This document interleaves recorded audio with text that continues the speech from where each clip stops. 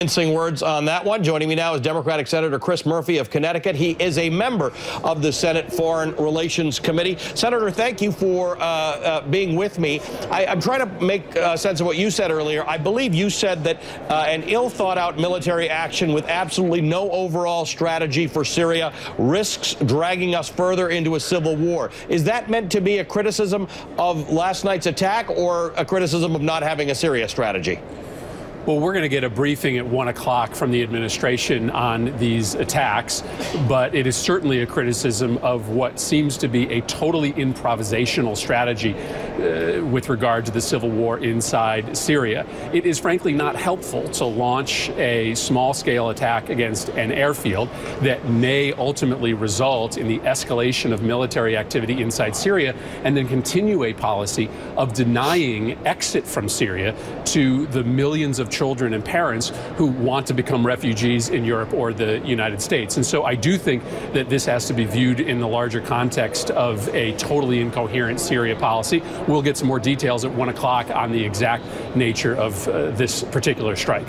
Right, and I'm glad you brought up the refugees and the civilians who are stuck in the middle of this. We're going to be spending a good amount of time in this show discussing that. I guess I want to ask you, though, about what Nancy Pelosi has called for, a return of Congress to discuss the authorization of the use of military force, something Congress wouldn't even touch the last time around. So there's a lot of talk that goes around about how President Obama didn't do anything, but Congress did not allow any discussion of military force in Syria in 2013. Should Congress have that discussion now?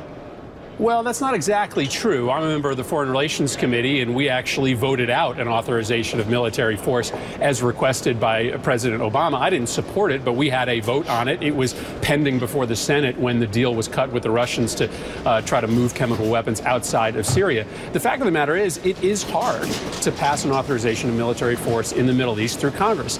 But the Constitution doesn't allow the president to move forward unilaterally just because it's difficult to get an authorization.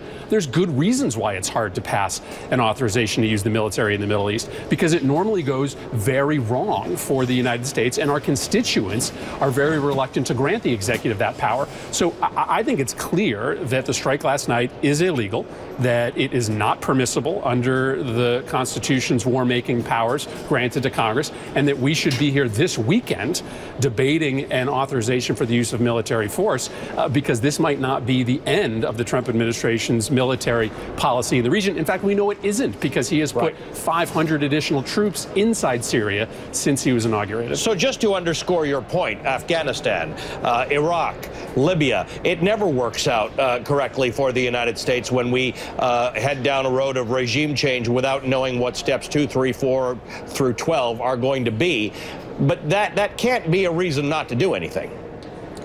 Well, it should certainly be a reason to step back and consider the impact of a strike on days 2, 3, 4, and 5, right? I know sometimes it just makes us feel good to use our enormous military power in the Middle East, and sometimes we get short-term victories, right? We may have taken out some aircraft. We did topple the Saddam Hussein regime in Iraq, but in the end, because we had no political plan, it ended up being much worse for us and much worse for the people in the region. So what do we do now? We're 6 years into this. We're 6 years into a civil war, which has created the largest humanitarian crisis in recent memory. People continue to flood out of there. It's not clear. We can put up the map on the screen, but you're very familiar with it. The Syrian regime controls a small portion of Syria. The Kurds control a small portion of it. People who are supported by us apparently can control a small portion of it. I mean, this is not stepping back. We haven't done anything for years. Right, but it takes an awful lot of hubris to believe that the United States of America can ultimately bring a settlement to a civil war inside Syria. Our focus should be on taking Raqqa back from ISIS, on making sure that it is not a terrorist haven from which attacks can be launched against the United States, and having a real political and humanitarian approach to this crisis. Remember, the Trump administration has launched these airstrikes, but it effectively has ceded the political conversation to the Russians. We have withdrawn from any major humanitarian assistance to the people of Syria. We are not going to be able to militarily settle this civil war, and so our focus should be political, humanitarian, and on counterterrorism operations. Sir, good to talk to you. Thank you for sharing your views with us today. All right. Thanks, Allie. Senator Chris Murphy.